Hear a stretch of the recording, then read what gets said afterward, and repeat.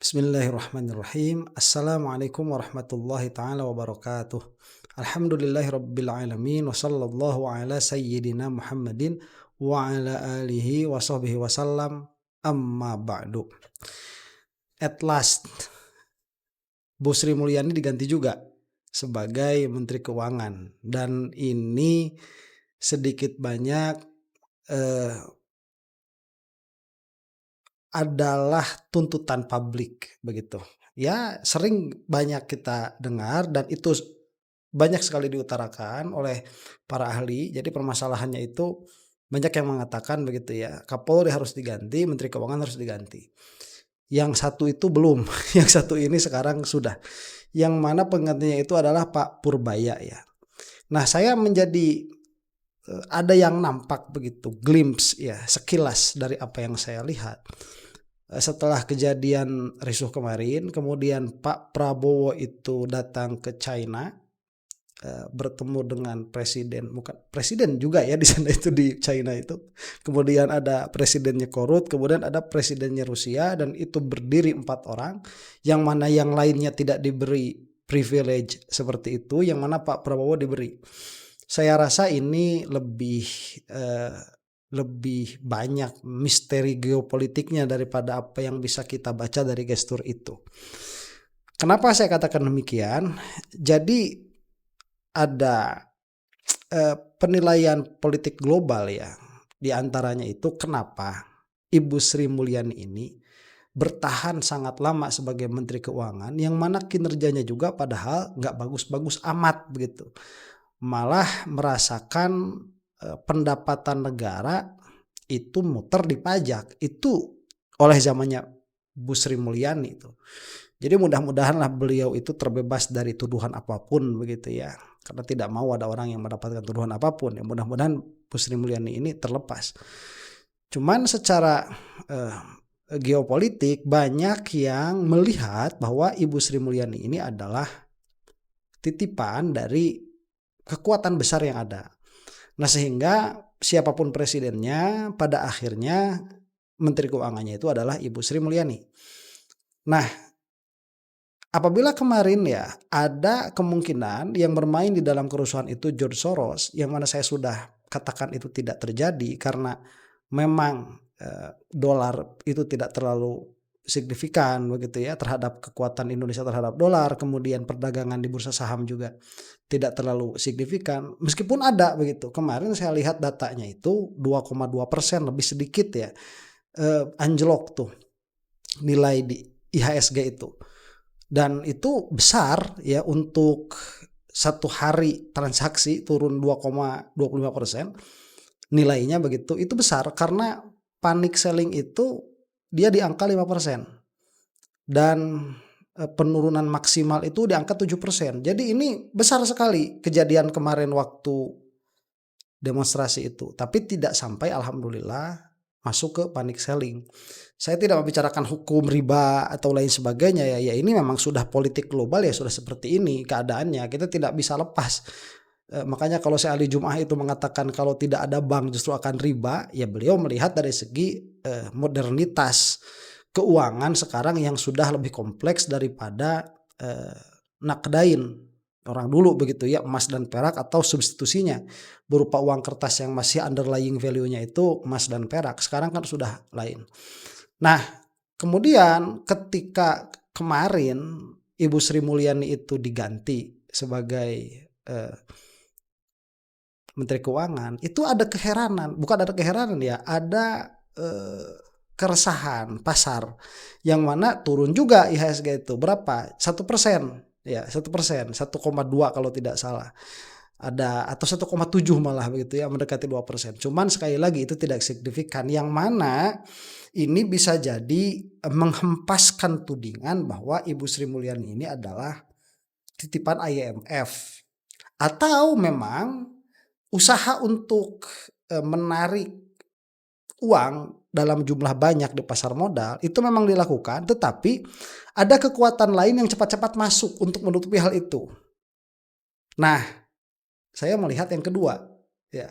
Saya melihat yang kedua. Jadi ini menarik kalau kita lihat dari geopolitik. Apakah ada Ini kan bisa jadi perang ekonomi di sini begitu ya. Apakah ada datanya?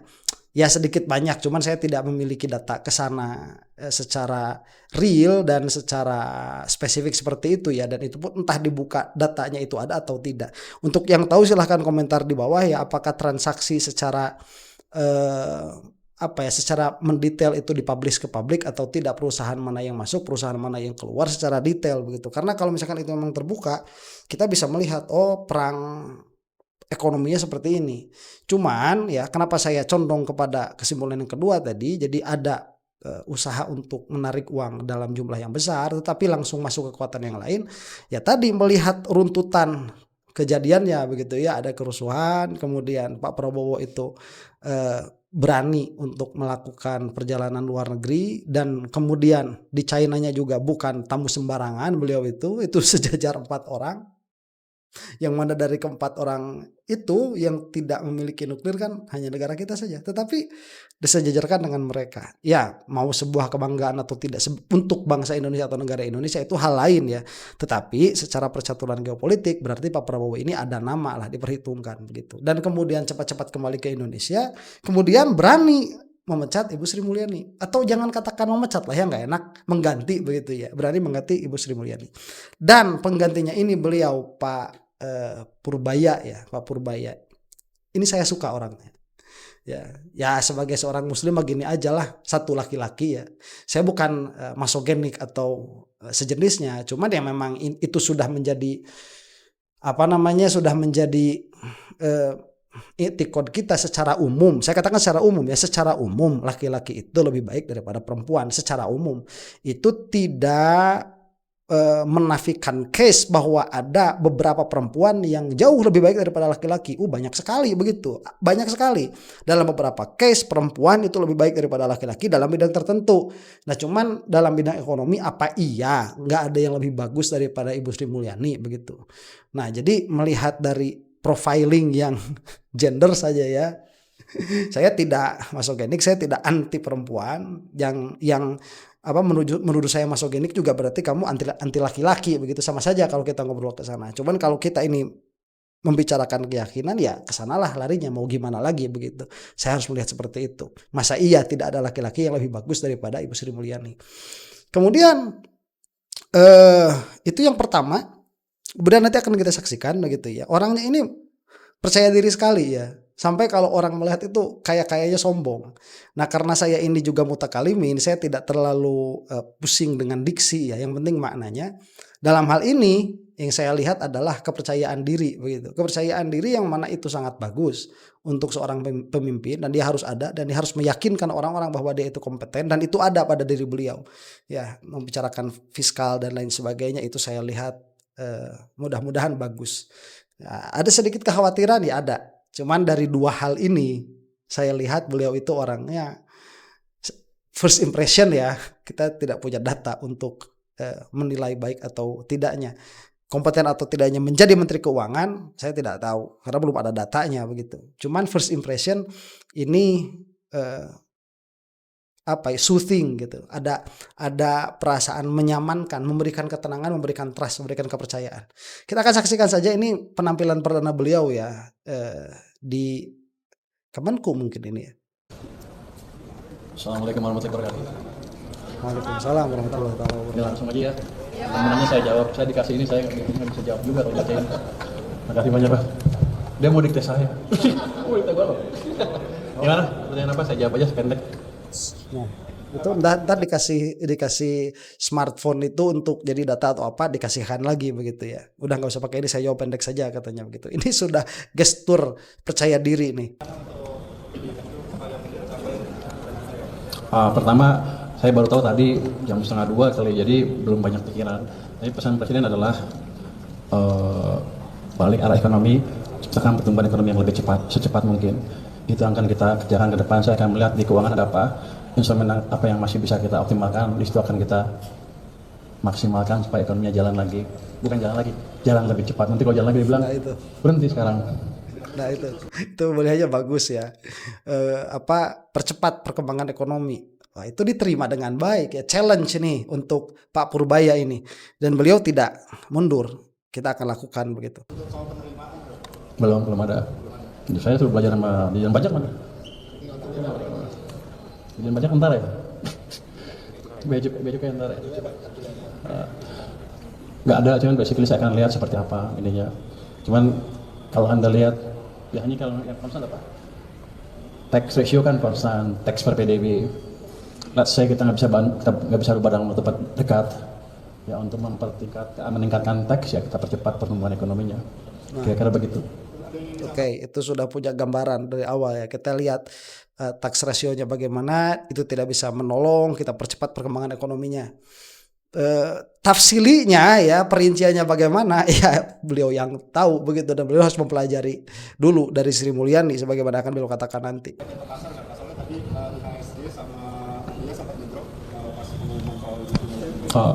Mungkin pasar nggak tahu, saya orang pasar.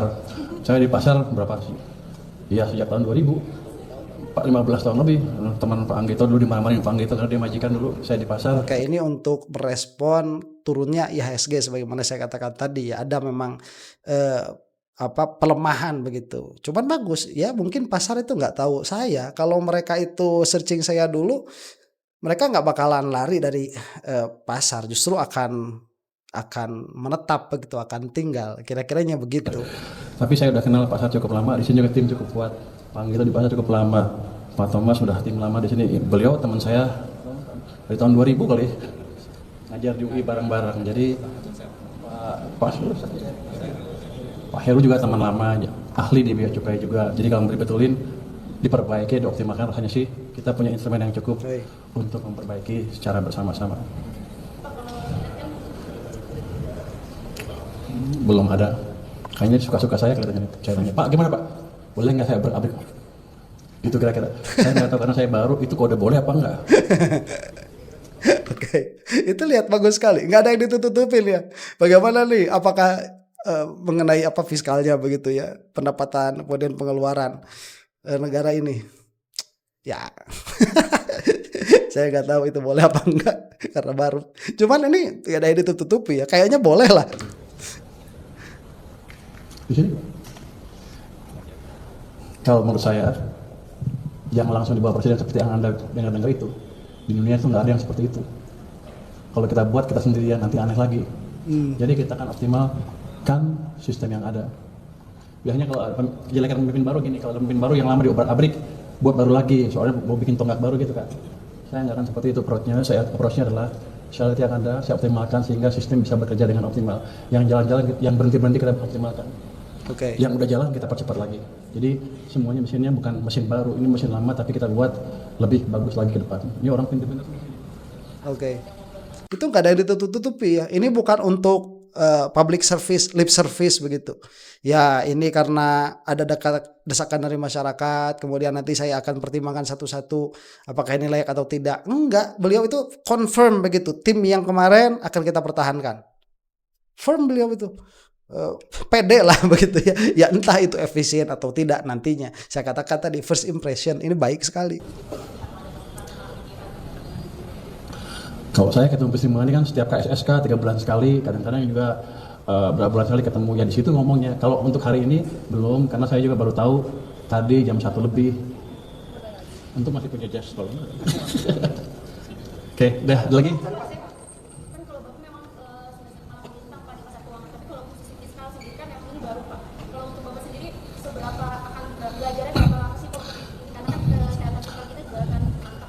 Anda dari mana? Gimana? Anda nggak pernah tahu saya di mana ya? Sebelum di sini saya di KSP juga pernah kan berapa tahun. Dan waktu krisis COVID 2020-21 saya di samping Presiden Jokowi membantu memformulasikan kebijakan fiskal yang baik pada waktu itu. Bukan dari anggarannya aja, tapi cara mengelola uang pada waktu itu. Jadi kalau Anda bilang saya nggak pengalaman, salah besar. 2008 saya bantu Pak SBY, saya think tanknya SBY. 2015 saya ke KSP, bantu Pak Jokowi waktu itu melambat, kita balikan dengan cepat. Habis itu saya keluar, 2020-2021 mau runtuh lagi, masuk lagi ke sana. Saya selalu memberi masukan fiskal ke pemerintah. Di belakang nggak dibayar. Mungkin sekarang dibayar, saatnya dibayar sekarang. Jadi beda nggak sih? Jadi beliau ini spesialis waktu genting begitu. Dan waktu COVID itu memang kita melihat salah satu yang tidak terlalu buruk di dalam kebijakan fiskal negara-negara yang ada itu diantaranya Indonesia ya tidak terlalu, makanya banyak kan yang mengatakan waktu COVID itu lebih enak daripada sekarang gitu, banyak yang mengatakan itu, beliau keluar turun lagi. Ini sign bagus begitu kalau ini mau dipertahankan orang, makanya orang ini rileks sekali ya, saya tahu permasalahannya di mana kira-kiranya begitu. Ini kan tinggal political will, itu nanti yang agak mengkhawatirkan tuh itu memang mau tidak mau ya kementerian itu dia tidak bisa bekerja otak sendiri dalam pengertian nanti pengesahan dan lain sebagainya ya, itu harus ada agen politik yang lain, itu yang memang dikhawatirkan, yang mana ini sampai saat ini sampai perkataan ini sign-nya bagus begitu, beliau rileks sekali, tidak beban begitu, sepertinya saya tahu permasalahannya kayak gimana di sini, kok bisa acak-acakan kayak gini ya, kita tinggal puter-puter lah begitu fiskalnya ya, anggaran belanja dan pendapatan negaranya itu ya. Kira-kira gitu. Jadi saya udah kenal lama dengan fiskal, dengan ini ahli fiskal kita Pak Suhasil. Jadi saya nggak akan terlalu gampang, saya nggak perlu waktu untuk belajar lagi. Nah, itu luar biasa tuh.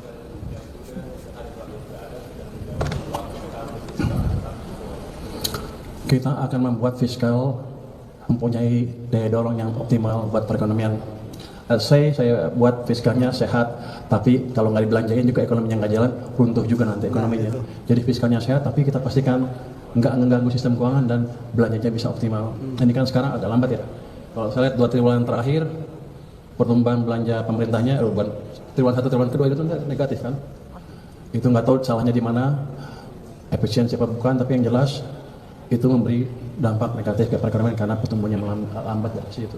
Oke, sebentar ya. Dan salah satu programnya Pak Prabowo diantaranya itu, yaitu supaya uang itu dia mengalir lebih cepat di masyarakat begitu ya. Dan ada beberapa indikasi, cuman saya nggak tahu ini rahasia atau tidak. Ya nggak bisa saya bukakan lah ya. Cuman misalkan seperti program-program yang ada sekarang ini yang jelas pada tahu semua kan, seperti MBG itu program kan pada akhirnya menjadikan pasar menjadi hidup. Jadi orang jadi belanja beras dalam jumlah yang banyak, kemudian menjadikan petani-petani atau misalkan peternak-peternak lokal itu dia menjadi lebih sejahtera karena memang setiap hari harus memproduksi pangan yang banyak begitu dalam jumlah besar. Ini satu kecamatan kan bisa sampai 10 dapur tuh. 10 dapur itu bisa satu dapurnya 3.600 kurang lebih lah, 3.000 sampai 4.000. 30.000 porsi itu sehari ya. Ya tinggal kalikan saja, itu akan menjadi hidup. Itu salah satu cara Pak Prabowo untuk untuk mempercepat katakanlah peredaran uang di masyarakat. Dan itu kalau misalkan memang dipush lagi supaya lebih cepat lagi perputaran uang di masyarakat, biar orang itu megang duit begitu ya. Ini beliau punya caranya mungkin ya, salah satu. Jadi dan ini menarik kalau seperti ini. Ini menarik, itu yang saya tangkap dari omongan beliau begitu. Yang bisa sedikit banyak yang bisa saya pahami dari sedikit banyak pengetahuan yang ada di dalam kepala ini begitu. Saya ahli fiskal, jadi saya ngerti betul fiskal yang perlu seperti apa. Nah, Anda mau belajar? Coba lihat bahasanya. Saya itu ahli fiskal, saya tahu betul fiskal yang produktif ini seperti apa. Ini saya mau kasih tahu satu insight juga ya, bahwa salah satu permasalahan di kita itu ya itu. Jadi fiskalnya itu sehat, tetapi pertumbuhan ekonominya tidak ada. Ya, melambat. Itu permasalahan. Kemudian salah satu permasalahan lagi apa nih yang kita rasakan ya di bawah sebagai masyarakat. Uang itu susah dapatnya karena keuangan itu tatkala dia dapat, dia sudah berputar di pemain-pemain besar ya. Kita belanja sudah lewat online sehingga rantai distribusi itu dia jadi terputus. Memang pada akhirnya konsumen itu diuntungkan, tetapi rantai distribusi terputus, akhirnya perputaran uang menjadi lebih pendek begitu. Akhirnya nanti banyak orang tidak mendapatkan pekerjaan, nggak kedapatan basahnya begitu. Kemudian yang kecil-kecil itu kemarin ya saya ngobrol, yang kecil-kecil juga udah banyak ditarikin sama judi online ya. Kemudian yang besar-besarnya itu orang-orang sekarang nyimpennya di mana? Di saham ya, nyimpennya itu di Bitcoin, nyimpennya itu. Pada akhirnya uang di masyarakat itu nggak ada, makanya mau cari duit ini kemana? Nggak ada. Nah ini ada usaha dari Pak Prabowo itu ya, yang mungkin usahanya juga memang dia dipercepat tapi tetap membutuhkan waktu ya. Ada yang bisa lebih ekstrim sebetulnya, tetapi ya memang satu lagi stabilitas politik juga harus dipertimbangkan. Jadi antara stabilitas politik, stabilitas ekonomi, wah makanya jangan mau jadi presiden pokoknya mah ya, liar sih ya, euy. Pusing. Kalau saya itu mikir-mikir ya Allah, ini kalau menjadi presiden yang betul-betul amanah itu ya nggak bakalan bisa tidur, karena permasalahannya sangat kompleks begitu ya. Makanya kalau misalkan mendapatkan pembantu pemerintahan yang memang mereka itu tulus untuk bekerja ya di dalam pemerintahan, saya kira akan cepat Indonesia ini melaju ya, kalau memang misalkan orangnya seperti itu. Tetapi kalau ya banyak kepentingan pribadi, kepentingan politik golongan begitu, inilah yang menjadikan susah. Cuman saya melihat dari gestur pertama orang ini, Pak Purbaya ini, saya suka begitu, pede sekali beliau ini. Saya nggak tahu tuh sejamnya kapan, karena ada konsultasi internal. Saya tanya tadi Pak Seknek di sana, itu udah punya saya, udah punya lu katanya. Ini enggak, kita akan pulau dengan Ibu Sri Mulyani. Saya akan pelajari pesan-pesan dari beliau untuk memperbaiki di sini kelemahannya apa. Pasti ada kelemahan yang pengetahuan itu amat berguna untuk saya dengan teman-teman sini. Pemilihan diksinya sangat hati-hati sekali. Kesalahan kekurangannya begitu ya, kelemahannya dari kesalahan diganti menjadi kelemahan. Ini pun hati-hati sekali beliau itu di dalam pemilihan diksinya, biar nggak kayak Ferry Irwandi. Nah ini pemilihan diksi juga harus hati-hati kita itu ya. Lebih mengoptimalkan dorongan fiskal ke perekonomian. Jadi saya sudah resign ketika saya dilantik jadi Menkyu. Saya tidak tahu jabatan apa yang beliau tinggalkan sebelumnya itu. Kosong, tapi nanti ada PJS. Itu ada sini. Lu gimana Luki? Nah, beliau salah satu calon pejabat sementaranya. Karena saya di sini, kalau sana kosong saya suruh aja dia ke sana. Tapi di sana masih ada anggota DKM lain yang bisa mengcover pekerjaan ketua LPS. LPS ya? Siapa? Pak Luhut. Saya dekat dengan Pak Luhut, saya dekat dengan Pak Hatta, saya dekat dengan Pak SBY, saya dekat dengan Pak Sete, saya dekat dengan Pak Jokowi, saya dekat dengan semua yang membantu membangun negara. Jadi saya ikut di situ. Oke, ini ada pertanyaan ada pertanyaan sedikit nakal begitu ya. Dekat dengan Pak Luhut. Saya dekat dengan semuanya. Ya, saya nggak paham dalam pengertian apakah beliau itu memiliki kedekatan khusus begitu ya. Kalau dekat, saya tidak paham. Cuman saya tidak mau melihat hal itu dulu begitu ya. Karena kalau begitu kita nggak bakalan optimis lah. Kok semua orang yang dekat sama Pak Luhut kok jadi jelek begitu ya. Semua orang yang jauh sama Pak Luhut masa kok jadi baik, kan enggak juga. Saya akan belajar lagi seperti apa, saya belum tahu detailnya. Kalau untuk proses ini Pak, RAPBN 2026 ini flow-nya gimana nanti Pak? Kayak Bapak kan baru kan maksudnya kayak diganti nanti. Flow-nya bakal tetap diusahakan sama atau ada sedikit penyesuaian? Ya sama lah saya pikir. Jadi maksudnya bakal digarang soalnya mungkin September itu kan udah mulai diketok gitu. Ya kan Menteri Keuangan kan jabatan politik yang didukung oleh politik juga, bukan saya sendiri yang di sini. Kalau saya sendiri pasti nggak mampu. Jadi saya pikir flow-nya nggak akan terlalu banyak berubah, dan anggota DPR juga sudah beberapa yang kontak dengan kami dan kita bilang akan kerjasama memajukan negara ini bersama-sama. Oke. Nah, itu mudah-mudahan ya memang kebijakan politiknya juga demi kemajuan bangsa. Jangan sampai ini cuman sekedar kita katakanlah tumbal begitu ya. Ini dimasukkan dulu, kemudian besok lusa terbukti ada kekacauan ekonomi, kemudian diganti lagi sama Sri Mulyani lagi. Pernah kan kejadian kayak gitu. Mudah-mudahan tidak. Nah itu kemungkinan ke sana ya tetap ada, possibility-nya ya ada. Probabilitasnya berapa? Saya tidak bisa tahu begitu, tidak bisa memastikan, cuman kemungkinannya ada.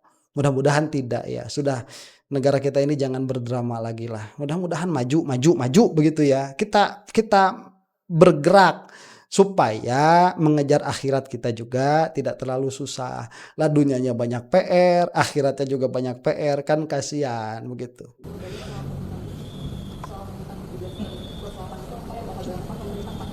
Tentu apa? Saya belum pelajari itu, tapi basically begitu. Itu kan suara sebagian kecil rakyat kita. Kenapa? Mungkin sebagian ngerasa keganggu hidupnya masih kurang ya. Uang saya ciptakan pertumbuhan ekonomi 6%, 7% itu akan hilang dengan otomatis. Mereka akan sibuk cari kerja dan makan enak. dibandingkan mendemo. Oke, ini statement bagus ya. Yang demo-demo lah itu kan sebagian kecil ya. Kalau saya juga tidak mau mengomentari hal ini ya. Statementnya yang ini agak kontroversial, cuman bahasanya tadi bagus. Kalau kerja saya bagus, pertumbuhan bisa 6 sampai 7 sampai 8%, mereka nggak bakalan punya waktu untuk demo, waktu mereka untuk liburan dan makan enak. Oke. Approve lah ya, approve. Bukan bakalan kejar dalam masa, kita akan kejar secepat ciptakan pertumbuhan yang paling cepat seoptimal mungkin. Kalau Anda bilang bisa nggak besok 8, kalau saya bilang bisa kan saya nipu. Tapi kita bergerak ke arah sana.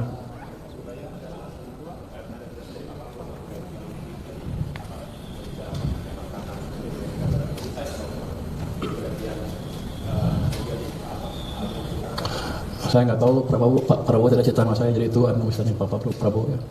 Tapi kalau saya pikir sih, ya penyegaran kan biasa. Ya, makasih semuanya. Assalamualaikum warahmatullahi wabarakatuh. Waalaikumsalam warahmatullahi wabarakatuh. Oke. Kalau saya ya menjadi salah satu stakeholder yang menyimpan banyak uang begitu di apalah itu namanya, mau obligasi, mau surat utang negara begitu ya, mau iklim usaha di Indonesia apapun namanya itu, saya akan berani menyimpan investasi di situ, melihat sosok Bapak ini sebagaimana yang tadi beliau katakan ya, profilingnya itu kita bisa punya harapan besar. Secara adat begitu ya, hakikotuhu kepada Allah Subhanahu wa taala, semuanya itu harus diingat di dalam semua perkara ya. Makanya jangan sampai lupa itu. Saya kadang-kadang tidak membahas hal itu karena saya yakin orang yang menonton saya sudah tahu hal itu. Jadi melihat secara asbab, secara apa yang nampak oleh kasat mata, kita lihat orang ini kompeten. Nah, cuman kalau misalkan sampai besok lusa ya, tidak sampai 2 atau 3 bulan, dalam waktu yang sangat dekat ini ada mulai persinggungan politik dengan nada sumbang kepada beliau, saya baru akan hati-hati. Ya, berarti ini cuman untuk meredakan isu saja. Yang mana nanti jangan sampai begitu yang masuk Ibu Sri Mulyani lagi. Jadi kelihatan masa cuman beliau yang bisa begitu, yang tahu, yang kompeten dan yang kredibel. Demikianlah ya.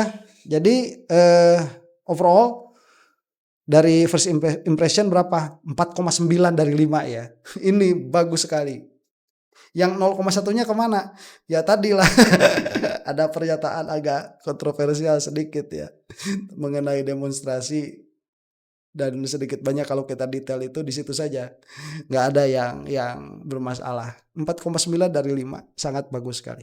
Mudah-mudahan kita semua dilindungi oleh Allah Subhanahu wa taala dan semoga Indonesia diberikan kemakmuran supaya menjadi ladang yang baik untuk akhirat kita semua, supaya kita tidak terlalu susah memikirkan banyak PR ya. Jadi kita PR-nya tinggal memikirkan akhirat saja, dunianya sudah bagus dengan effort yang minimal mendapatkan hasil yang maksimal. Wallahu taala a'lam bissawab. Assalamualaikum warahmatullahi taala wabarakatuh.